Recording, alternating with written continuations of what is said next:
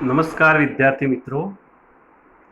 શ્રી અને Shrimati PK Kotawala arts college પાટણના અર્થશાસ્ત્ર વિભાગના ડૉક્ટર અલ્પેશ પટેલના આપ સૌને નમસ્કાર. વિદ્યાર્થી મિત્રો, તમે બધા જાણો છો, હાલનો સમય એટલે કે કોરોનાની મહામારી. આ કોરોનાને કારણે આજે આપણો સમગ્ર દેશ અથવા સમગ્ર વિશ્વમાં અનેક સમસ્યાઓ ઊભી થઈ છે. તો આ કોરોનાને કારણે આપણે કોલેજમાં રૂબરૂ તો મળી શકતા નથી, પરંતુ તમારો અભ્યાસ ન બગડે અને તમે ઘરે બેઠા અભ્યાસ કરી શકો, આ માટે હું તમને એક આપણા અભ્યાસક્રમની અનુસાર વિડીયો બનાવી મોકલું છું. તમે તમારી અનુકૂળતાએ એનો અભ્યાસ કરજો, સાંભળજો. કોઈ પ્રશ્ન હોય, કોઈ મૂંઝવણ હોય, કોઈ બાબતમાં સમજણ ન પડે તો મારા પર્સનલ નંબર ઉપર મને ફોન કરજો. મિત્રો, આપણું paper SY BA economics CC 305, પેપરનું નામ આર્થિક પદ્ધતિઓ, એનો યુનિટ એકનો પ્રશ્ન નંબર 1.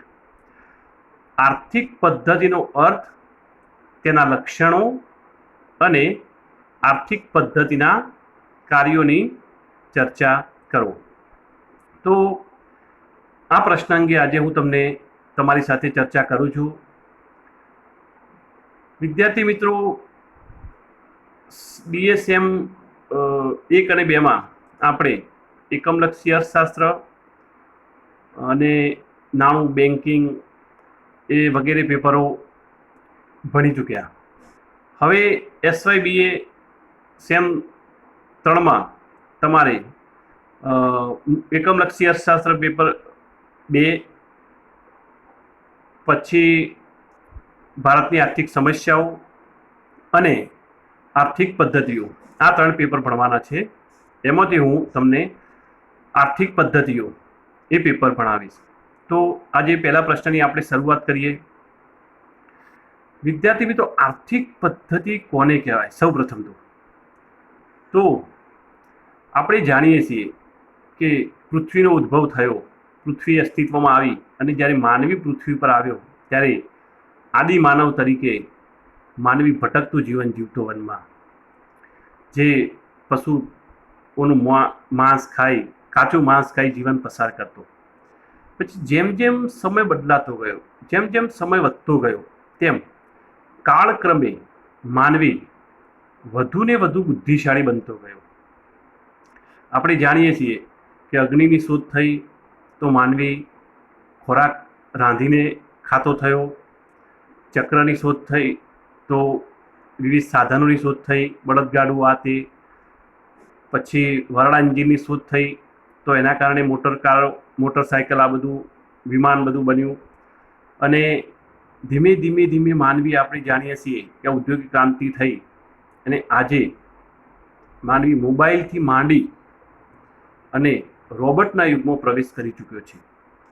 અને હજી આવનાર ભવિષ્યમાં આ માનવી અથવા આ માનવ બુદ્ધિ ક્યાં પહોંચશે એની તો આપણે કલ્પના જ કરવી રહી.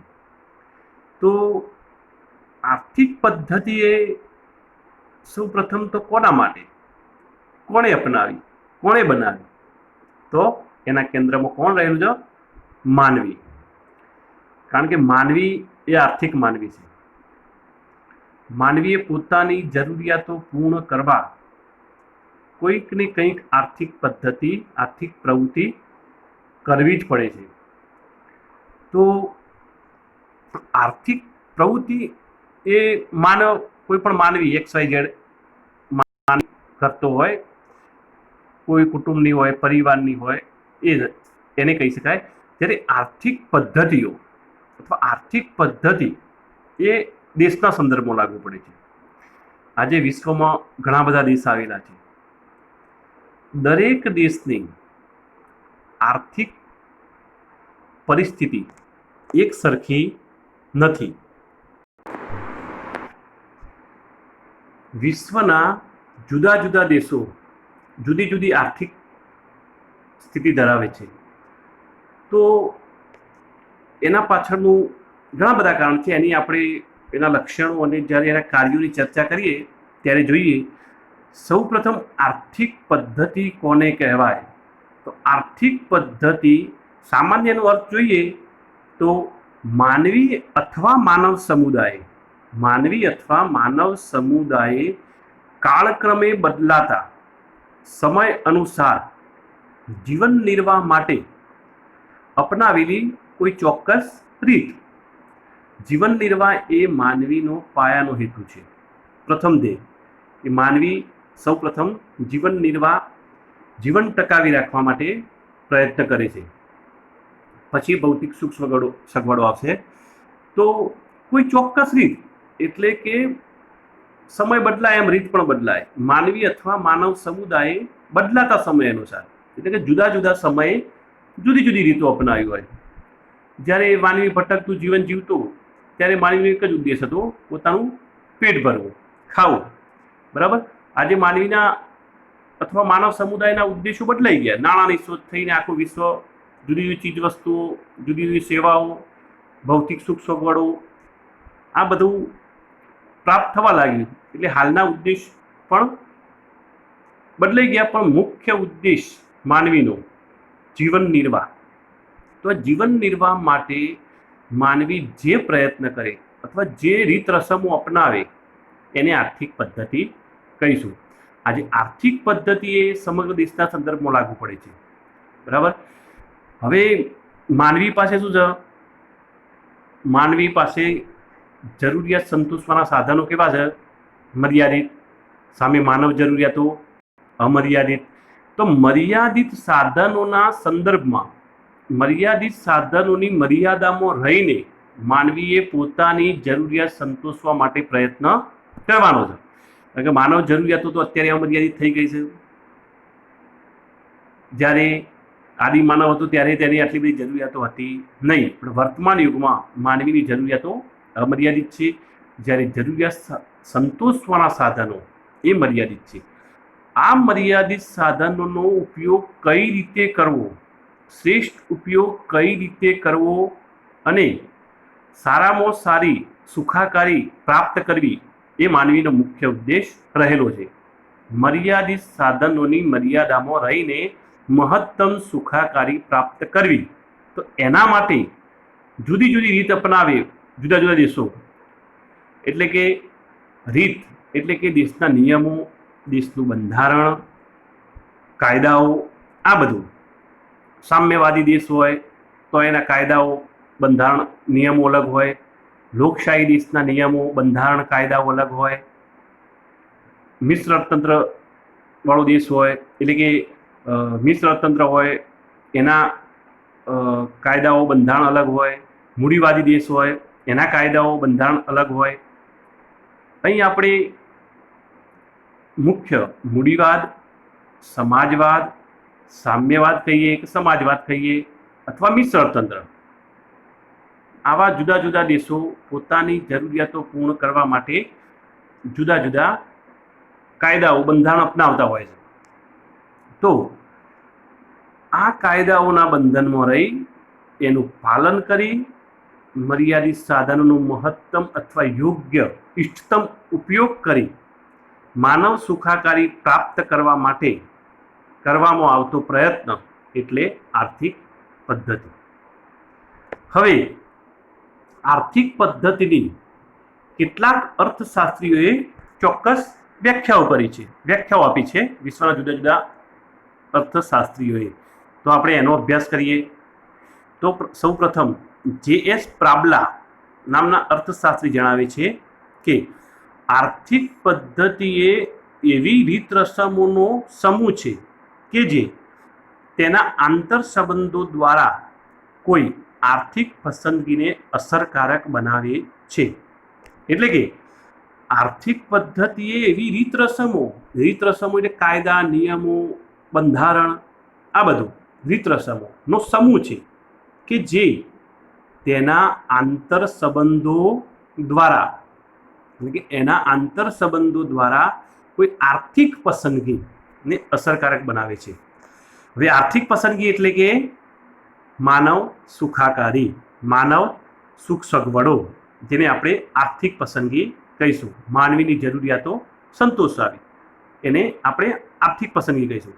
એને અસરકારક એટલે કે વધુમાં વધુ સારી રીતે માનવીની જરૂરિયાત સંતોષાય, વધુમાં વધુ માનવ સુખાકારી પ્રાપ્ત થાય એ માટે એ પ્રયત્ન કરતા હોય છે.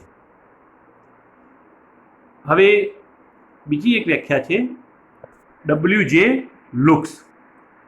ડબલ્યુ.જે. લુક્સ જણાવે છે કે આર્થિક પદ્ધતિ એટલે માનવીઓને ઉપલબ્ધ હોય તેવા ઉત્પાદનના સાધનો દ્વારા તેમની જરૂરિયાત સંતોષવાની વ્યવસ્થા.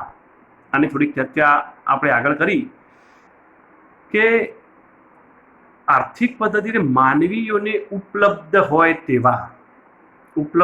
તેવા એટલે કે દરેકને એક સરખા ઉત્પાદનના સાધનો પ્રાપ્ત થતા નથી. આપણે સૌપ્રથમ સમગ્ર દેશના સંદર્ભમાં વાત કરીએ તો કેટલાક વિશ્વના દેશોમાં ક્રૂડ ઓઇલનો જથ્થો વધુ પ્રમાણમાં છે, તો કેટલાક દેશોમાં નહિવત અથવા નથી. કેટલાક દેશોમાં સોનું, હીરા ભૂગર્ભમાંથી વધુ પ્રમાણમાં મળે છે, તો કેટલાક દેશોમાં નથી મળતું અથવા ઓછા પ્રમાણમાં મળે છે. કેટલાક ઠંડા હવામાનવાળા દેશો છે, તો કેટલાક ગરમ પ્રદેશો, તો કેટલાક ભારત જેવા કર્કવૃત પર આવતા દેશો કે જ્યાં જુદી જુદી 3 ઋતુઓ આવતી હોય, શિયાળો, ચોમાસું, ઉનાળો, બરાબર. અથવા કેટલાક ગરમ પ્રદેશો છે, વર્ષના મોટાભાગના દિવસો ગરમી રહેતી હોય, તો કેટલાક કે ઠંડા પ્રદેશો છે, તો જ્યાં વર્ષના મોટાભાગના દિવસો ઠંડા રહેતા હોય. ક્યાંક પુષ્કળ પ્રમાણમાં વરસાદ પડે છે, તો ક્યાંક વરસાદનું પ્રમાણ નહિવત હોય છે. કેટલાક દેશોમાં જમીન ફળદ્રુપ હોય છે, તો કેટલાક દેશોમાં ઓછી ફળદ્રુપ હોય છે. એટલે કુદરતી રીતે બધા જ દેશોને એક સરખી કુદરતી સંપત્તિ મળી નથી. અહીં વ્યાખ્યામાં શું વાત કરી છે કે માનવીઓને ઉપલબ્ધ હોય તેવા સાધનો દ્વારા માનવીઓની જરૂરિયાત સંતોષવાની વ્યવસ્થા એટલે આર્થિક પદ્ધતિ. બરાબર. તો વિશ્વના દેશોની સંદર્ભમાં આપણે આર્થિક પદ્ધતિની વાત કરીશું. દેશના સંદર્ભમાં તો જુદા જુદા દેશોને જુદા જુદા પ્રમાણમાં આર્થિક કુદરતી સાધન સંપત્તિ મળી છે અને એના સંદર્ભમાં રહી અને આ દેશો પોતાની જરૂરિયાત સંતોષવા માટે પ્રયત્ન કરતા હોય છે. માનવીની જરૂરિયાતો સંતોષવાની, મહત્તમ સામાજિક સુખાકારી, માનવીને વધુમાં વધુ સુખ સગવડો પ્રાપ્ત થાય એ માટે પ્રયત્ન કરતા હોય છે. પછી બીજી એક વ્યાખ્યા છે જીપી એડમ્સની વ્યાખ્યા એવી છે કે રાષ્ટ્રોમાં પ્રવર્તતી અનેકવિધ આર્થિક સંસ્થાઓ કે જેના દ્વારા જરૂરિયાતો સંતોષવામાં આવે છે તેને આર્થિક પદ્ધતિ કહેવાય છે. એટલે શું છે? રાષ્ટ્રોમાં એટલે કે વિશ્વના જુદા જુદા દેશોમાં અનેકવિધ આર્થિક સંસ્થાઓ, રાષ્ટ્રોમાં પ્રવર્તી અનેકવિધ આર્થિક સંસ્થાઓ કહીએ તો મૂડીવાદી સંસ્થા, સમાજવાદી, મિશ્ર તંત્ર, બરાબર. તો આ સંસ્થાઓ દ્વારા એના નિયમો, જુદા જુદા દેશના કાયદાઓ, એનું બંધારણ, એના દ્વારા જરૂરિયાતો સંતોષવાની વ્યવસ્થા. અંતે તો મુખ્ય હેતુ તો કયો છે? આર્થિક દરેક જુદી જુદી પદ્ધતિઓનો માનવીની જરૂરિયાતો સંતોષવી, માનવ સુખાકારી પ્રાપ્ત કરવી, અંતિમ ઉદ્દેશ્યનો એ રહેલો છે. એના દ્વારા જરૂરિયાત સંતોષવાની વ્યવસ્થા એટલે આર્થિક પદ્ધતિ. બરાબર. તો આર્થિક પદ્ધતિની આપણે જુદી જુદી વ્યાખ્યાઓ જોઈ.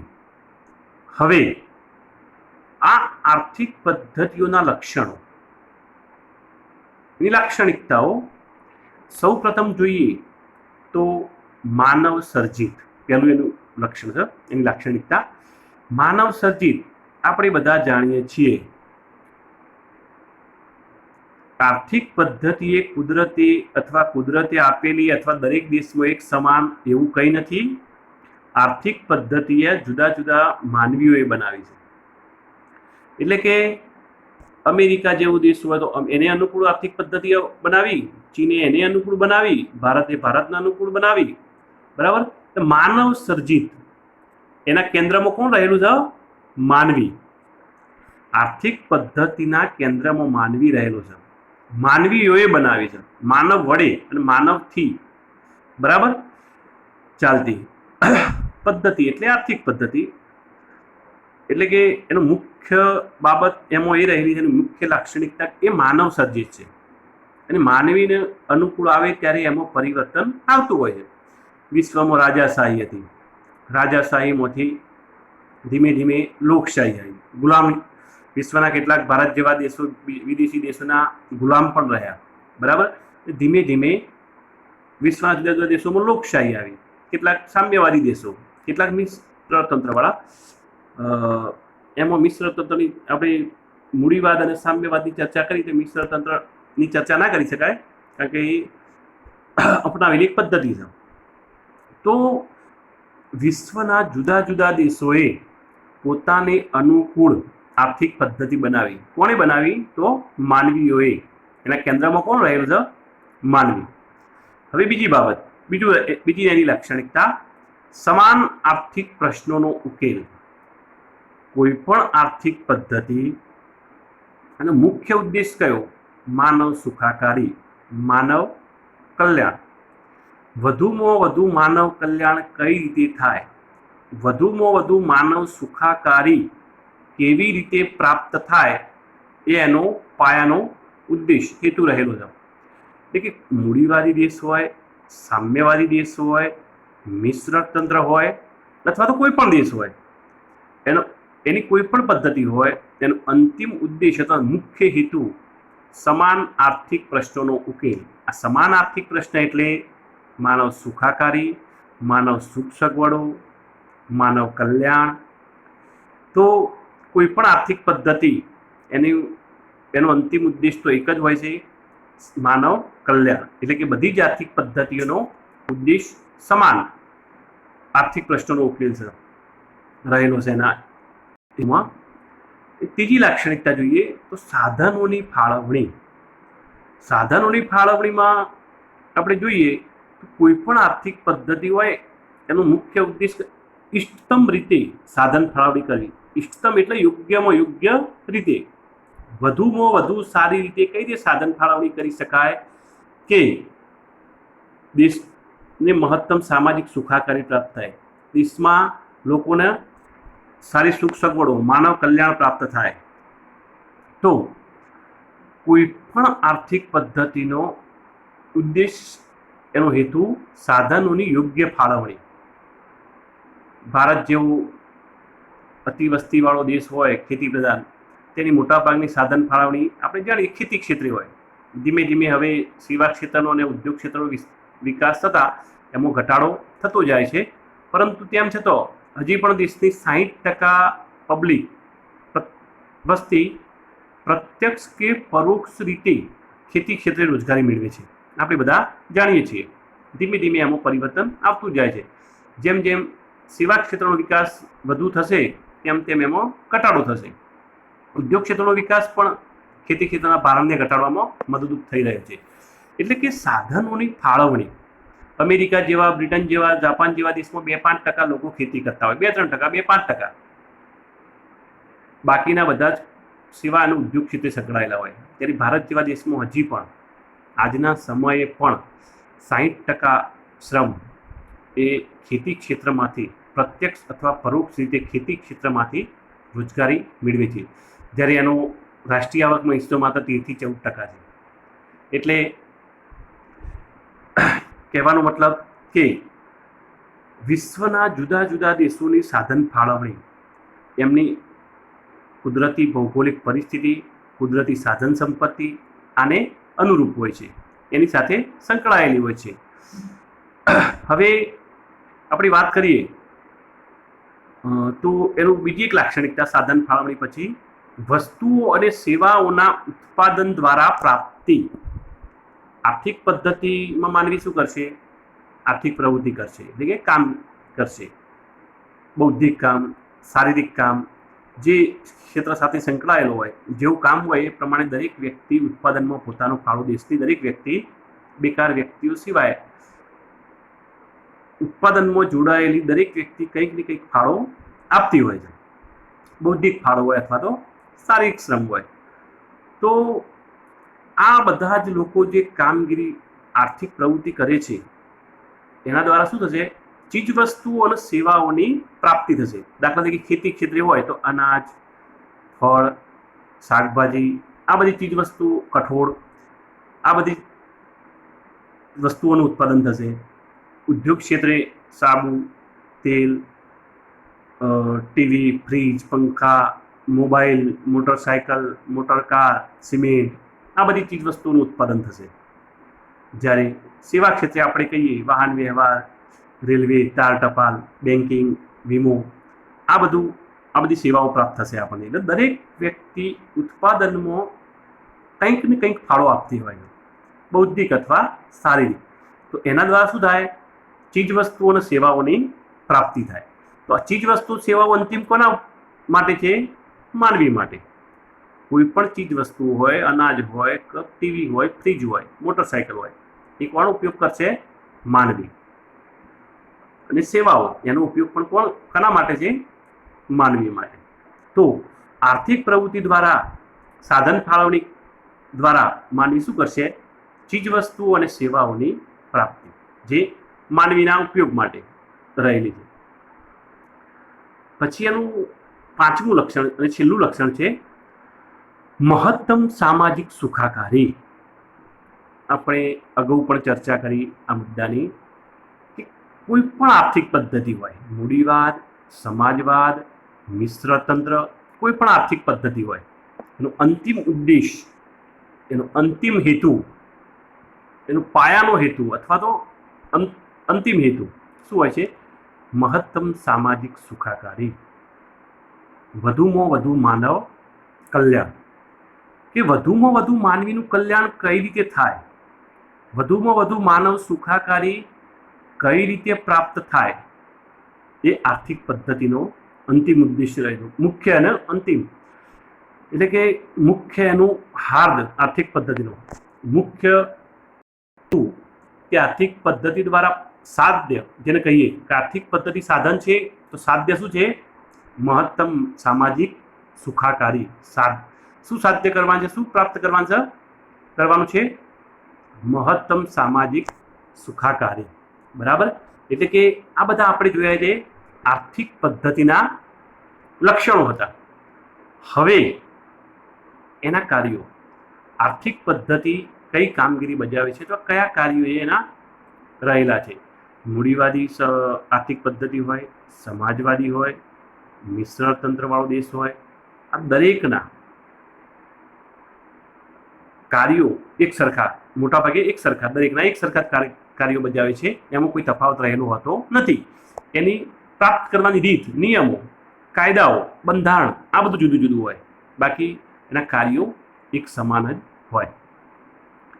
તો સૌથી પહેલા આર્થિક પદ્ધતિનું સૌથી પહેલું કાર્ય જરૂરિયાતોનો અગત્યનું ક્રમ નક્કી કરવો. આપણે રોબિન્સની વ્યાખ્યા જોઈ હતી સેમ 1માં પ્રથમ ચેપ્ટર, પહેલો જ પ્રશ્ન, અર્થશાસ્ત્રની વ્યાખ્યાઓ. શું વ્યાખ્યા હતી? કે અર્થશાસ્ત્ર એક એવું વિજ્ઞાન છે જે અમર્યાદિત માનવ જરૂરિયાતો અને વૈકલ્પિક ઉપયોગવાળા મર્યાદિત સાધનોના સંદર્ભમાં માનવ વ્યવહારનો અભ્યાસ કરતું શાસ્ત્ર. એટલે કે માનવ જરૂરિયાતો કેવી છે? અમર્યાદિત. સામે જરૂરિયાત સંતોષવાના સાધનો કેવા છે? મર્યાદિત. તો આ અમર્યાદિત જરૂરિયાતો પણ કેવી છે? એક સરખી અગત્યતાવાળી નથી. કેટલીક માનવ જરૂરિયાતો વધુ અગત્યતાવાળી છે, તો કેટલીક માનવ જરૂરિયાતો ઓછી અગત્યતાવાળી. એટલે કે કેટલીક તાત્કાલિક સંતોષવી જરૂરી હોય છે, તો કેટલીક જરૂરિયાતો ભવિષ્યમાં સંતોષવા માટે પાછી પણ ઠેલી શકાય. એ જરૂરિયાત ન સંતોષાય તો માનવીનું કંઈ ખાસ નુકસાન થતું નથી. એટલે કેટલીક જરૂરિયાતો એવી હોય છે જે તાત્કાલિક સંતોષવી પડે છે, નહીતર માનવીને અનેક રીતે નુકસાન થાય છે. દાખલા તરીકે અનાજ, શાકભાજી, ખોરાક, મુખ્ય ખોરાક, કપડાં, આરોગ્ય સેવાઓ, રહેઠાણ, આ બધી જરૂરિયાતો એ પાયાની જરૂરિયાતો છે. એ માનવીએ દૈનિક રોજબરોજમાં સંતોષવી અનિવાર્ય છે. એના વગર માનવી ટકી શકે નહીં, જીવન ટકાવી શકે નહીં. જ્યારે એસી, ટીવી, મોટરસાયકલ, વિદેશ અથવા તો પર્યટન સ્થળે ફરવા જવું, ફિલ્મ જોવા જવું, આ બધી જરૂરિયાતો એવી છે કે જે તમે ભવિષ્ય માટે પાછળ પણ એને ઠેલી શકો છો કે ભવિષ્યમાં સંતોષશું, અથવા તો એને ન સંતોષાય તો એ માનવીને બહુ એના જીવનમાં બહુ ફરક પડતો નથી. દાખલા તરીકે કોઈ વ્યક્તિની મહિનાની 20,000 આવક હોય અને એ દર મહિને 10,000 બચત કરતો હોય. હવે 50,000ની બચત કરી હોય અને મોટરસાયકલ લાવવું હોય કે આ મહિનાની આવક આવશે 20,000, તો 10,000 ઘર ખર્ચ, અનાજ, દૂધ, શાકભાજી, શિક્ષણ ફી બાળકોની, આ તે એ બધી જ જરૂરિયાતો સંતોષ્યા પછી 10,000 વધશે અને 50 બચત થયેલી છે. આ 60,000માંથી એને એમ હોય કે હું મોટરસાયકલ ખરીદું, અને આકસ્મિક એવા જ સમયે જો માનવી બીમાર થાય અને 50-60,000નો ખર્ચ આવી જાય તો એણે તાત્કાલિક એ ખર્ચ ચૂકવવો પડશે અથવા તો દવા કરાવવી પડશે, આરોગ્ય સેવાનો લાભ લેવો પડશે, કારણ કે એના વગર એનું જીવન પણ જઈ શકે છે, મૃત્યુ પણ થઈ શકે છે. ત્યારે મોટરસાયકલ વગર એના પરિવારને બીજું કંઈ નુકસાન મોટું થવાનું નથી. હા, સગવડ વધશે, ક્યાંક આવવા જવા માટે સરળતાથી પોતાનું સાધનોથી મુસાફરી કરી શકાય, પરંતુ એના વગર માનવી મરી જશે નહીં, મૃત્યુ થશે નહીં.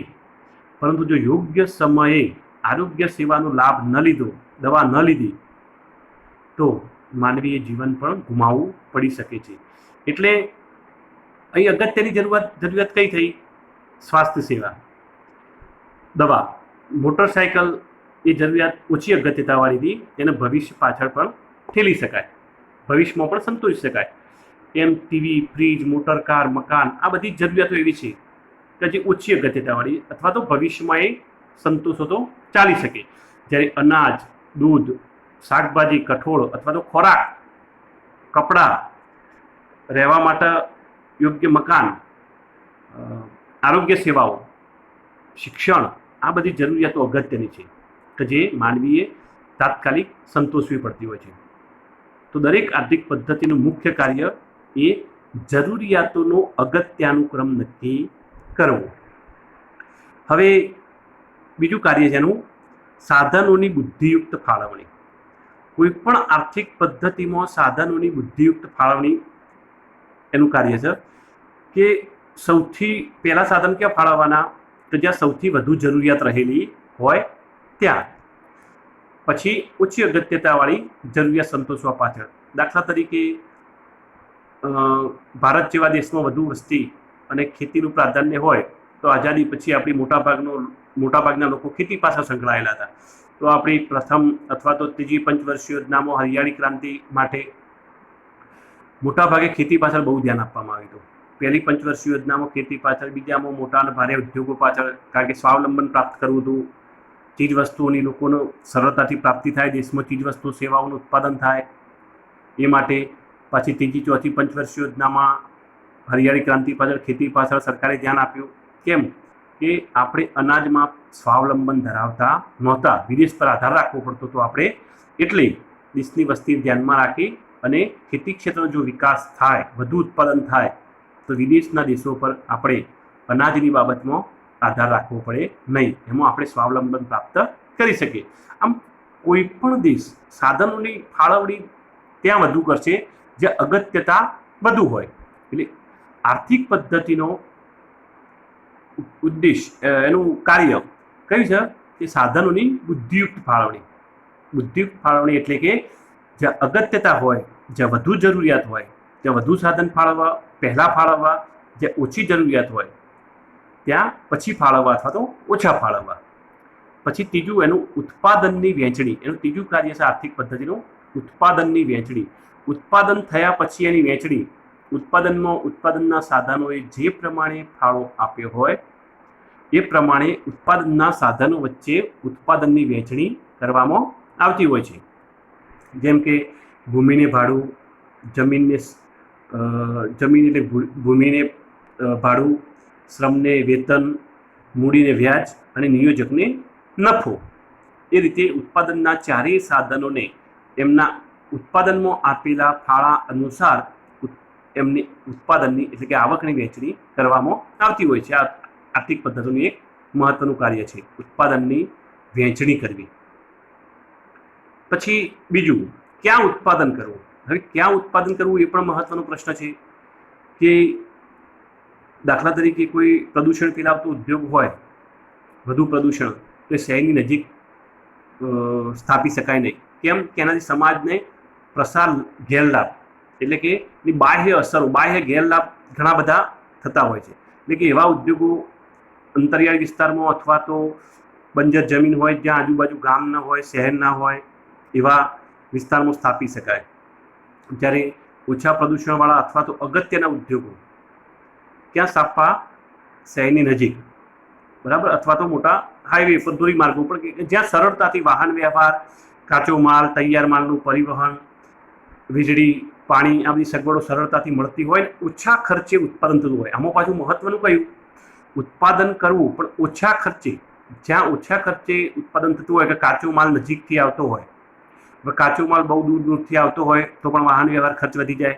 તૈયાર થયેલો માલ પણ ઘણે દૂર સુધી લઈ જવાનો હોય તો પણ વાહન વ્યવહાર ખર્ચ વધી જાય. એટલે કે જ્યાં વધુમાં વધુ સરળતાથી અને ઓછા ખર્ચે ઉત્પાદન થાય એવી જગ્યાએ ઉત્પાદન કરવાનો મુખ્ય હેતુ રહેલો છે. એટલે કે ઉત્પાદન ક્યાં કરવું? તો જ્યાં ઓછા ખર્ચે અને ઓછા ગેરલાભે થતું હોય એવી જગ્યાએ ઉત્પાદન કરવું આર્થિક પદ્ધતિનું એક મહત્વનું કાર્ય છે. હવે ઉત્પાદનમાં એનું બીજું કાર્ય, પાંચમું, ઉત્પાદનમાં કઈ ટેકનોલોજી વાપરવી. હવે ટેકનોલોજી મુખ્યત્વે તો કઈ? શ્રમ પ્રધાન અથવા મૂડી પ્રધાન, શ્રમ આધારિત અને મૂડી આધારિત. હવે વિશ્વમાં મોટાભાગે જોઈએ તો મૂડી આધારિત ટેકનોલોજી વગર હવે એનું ઉત્પાદન અથવા તો ઉદ્યોગો શક્ય નથી. આ નાના ગૃહ ઉદ્યોગો ભારતમાં ચાલતા હોય, ઓછા ખર્ચ, ઓછી મૂડીવાળા સામાન્ય ગૃહ ઉદ્યોગો, એમાં વધુ શ્રમ અને ઓછા મશીનથી ચાલી શકશે. પરંતુ મોટા અને ભારે ઉદ્યોગ, રોડ રસ્તા, રેલવેના કામ, આમાં હવે મહત્વના યંત્રો વગર ચાલી શકે એમ નથી. તે યંત્રો અનિવાર્ય થઈ ચૂક્યા છે અને આધુનિક એવા યંત્રો પણ શોધાયા છે જે સરળતાથી અને ઝડપથી કામ કરી શકે છે. એટલે કોઈપણ દેશ મોટાભાગે ઉત્પાદન પદ્ધતિમાં હવે તો યંત્રો વગર અથવા મૂડી વગર ચાલી શકે એમ નથી. પણ તેમ છતાં ભારત જેવા વધુ વસ્તીવાળા દેશમાં હજી પણ ઘણે અંશે શ્રમ આધારિત કાર્યો હોય ત્યાં શ્રમથી કામ થતું હોય છે. જ્યારે વિશ્વના ઓછી વસ્તીવાળા અથવા તો વિકસિત દેશોમાં મોટાભાગના કામ મૂડી આધારિત, જેમ કે હોટલમાં પણ રોબોટ આવી ગયા, એવા પણ દેશો છે જ્યાં હોટલમાં રોબોટ તરીકે કામ કરતા હોય, નોકર તરીકે રોબોટ કામ કરતા હોય, દવાખાનામાં નર્સનું કામ રોબોટ કરતા હોય. આવા પણ દેશો છે કે જ્યાં રોબોટ કામ કરે. જ્યારે આપણા દેશમાં જ્યાં આટલું અખૂટ શ્રમ હોય ત્યાં આપણે હજી પણ આવા ક્ષેત્રોમાં રોબોટની કંઈ જરૂર નથી. આપણે શ્રમથી સરળતાથી સારું કામ કરી શકાય અને લોકોને રોજગારી પણ આપી શકાય. એટલે કઈ ટેકનોલોજી અપનાવી એ દેશની પરિસ્થિતિ પર આધાર રાખે છે, આર્થિક સામાજિક પરિસ્થિતિ પર. હવે છેલ્લું કાર્ય, પરિવર્તનશીલતા અને વિકાસ ક્ષમતા. પરિવર્તનશીલતા અગાઉ ચર્ચા કરી ચૂક્યા છીએ આપણે. કોઈ પણ આર્થિક પદ્ધતિ જડ નથી. કોઈ પણ આર્થિક પદ્ધતિ જડ નથી. કેવી છે? પરિવર્તનશીલ અને વિકાસશીલ. પરિવર્તનશીલ એટલે કે સમય અનુસાર એમાં પરિવર્તન આવતું રહે. આપણે ગુલામીમાં હતા ત્યારે આપણા નિયમો, કાયદાઓ અંગ્રેજોના અલગ હતા. આઝાદ થયા પછી આપણા કાયદાઓ, બંધારણ આપણું અલગ અસ્તિત્વમાં આવ્યું, એ અલગ છે. અને હજી પણ જેમ જેમ સમય અનુસાર બંધારણ આપણી સંસદમાં જૂના બિનઉપયોગી કાયદાઓ રદ થતા જાય છે અને નવા જુદા જુદા કાયદાઓ ઉમેરાતા જાય છે. એ બધા આપણે જાણીએ છીએ. છેલ્લે આવેલા મહત્વના કાયદાઓ આપણે જાણીએ છીએ. આરટીઆઈ, બરાબર, સરકારે કાયદા દાખલ કર્યા. કરવેરાની બાબતમાં જીએસટી દાખલ કર્યું વેટની જગ્યાએ. તો સમય અનુસાર એમાં પરિવર્તન આવતું રહેતું હોય. વિશ્વના દરેક દેશમાં આ રીતે સમય સંજોગ અનુસાર નવી પરિસ્થિતિ અનુસાર એમાં આર્થિક પદ્ધતિમાં પરિવર્તન આવતું રહેતું હોય. અને વિકાસ ક્ષમતા કોઈ પણ દેશની આર્થિક પદ્ધતિ હોય એમાં વિકાસ ક્ષમતા રહેલી છે. પછાત દેશોની આર્થિક પદ્ધતિમાં વિકાસ ક્ષમતા ધીમે જ હોય શરૂઆતમાં, કે ધીમે ધીમે વધતી જાય, જ્યારે વિકસિત દેશોની હવે એક બાબતમાં સ્થિર થઈ ગઈ. જોકે પણ તેમ છતાં થોડે ઘણે અંશે જાપાન, અમેરિકા જેવા દેશનો વિકાસ ભારત, ચીન, બ્રાઝિલ જેવા દેશોની સરખામણીમાં ન હોય. કેમ કે ઓપ્ટિમમ એટલે કે ઇષ્ટતમ સ્થિતિએ પહોંચી ચૂક્યા છે સ્થિરતાએ, કે મોટાભાગના કુદરતી સાધન સંપત્તિ, માનવ શ્રમનો એમનો ઉપયોગ થઈ ચૂક્યો છે. જ્યારે ભારત, ચીન જેવા દેશોમાં હજી પણ વણ વપરાયેલી કુદરતી સાધન સંપત્તિ અને વણ વપરાયેલો માનવ શ્રમ પડ્યો છે. તો ભારત અને ચીનનો વિકાસ દર હાલ વિશ્વમાં ઊંચો રહેવાનો, પણ એનો અર્થ એ નથી કે બીજા દેશોની આર્થિક પદ્ધતિમાં વિકાસ ક્ષમતા નથી. હાલ ભારત અથવા ચીન ટોપ 2 ટોચના 2 દેશો છે આર્થિક વિકાસ દરમાં. 6%, 6.5%, 5.5%થી માંડી. આ કોરોનાને કારણે થોડીક આ વર્ષે નીચું આવશે, બાકી ભારત અને ચીન 6% આસપાસ રહેતા હતા છેલ્લા 2-3 વર્ષથી. તો અમેરિકા 1% હોય કે જાપાન 0.5% હોય, 1.5% હોય, એનો અર્થ એ નથી કે એમની આર્થિક પદ્ધતિ આપણા કરતાં ઓછી વિકાસ ક્ષમતાવાળી છે. એનો અર્થ એ છે કે એવો એમની ઉચ્ચ સ્થિતિએ પહોંચી ચૂક્યા છે, એમની સ્થિરતા પ્રાપ્ત કરી છે. એટલે કે હવે એમની પાસે વણ વપરાયેલી કુદરતી સાધન સંપત્તિ અથવા તો માનવ સંપત્તિ નથી, એટલે એમને એ ઉચ્ચ લેવલે પહોંચી ચૂક્યા છે. જ્યારે આપણે હજી પણ વિકાસશીલ દેશો છીએ, જેની હજી પણ ઘણી બધી વિકાસ ક્ષમતા દેશમાં પડેલી છે. તો દરેક આર્થિક પદ્ધતિ વિકાસ ક્ષમતા ધરાવતી હોય છે. એમાં પરિવર્તનશીલતાનું પણ એક કાર્ય છે. કે જડ નથી, એ પરિવર્તનશીલ છે. કોઈ પણ દેશ પોતાની પરિસ્થિતિ બદલાતા, આર્થિક સામાજિક પરિસ્થિતિ બદલાતા આર્થિક પદ્ધતિમાં ફેરફાર કરતો હોય છે. બરાબર. તો વિદ્યાર્થી મિત્રો, આજે આપણે આ આર્થિક પદ્ધતિનો અર્થ, એના લક્ષણો અને આ કાર્યોની ચર્ચા કરી. તમે વિડીયો જોઈ, સાંભળી, વિચારજો. કંઈ મૂંઝવણ લાગે તો મારા પર્સનલ નંબર પર મારો કોન્ટેક્ટ કરજો.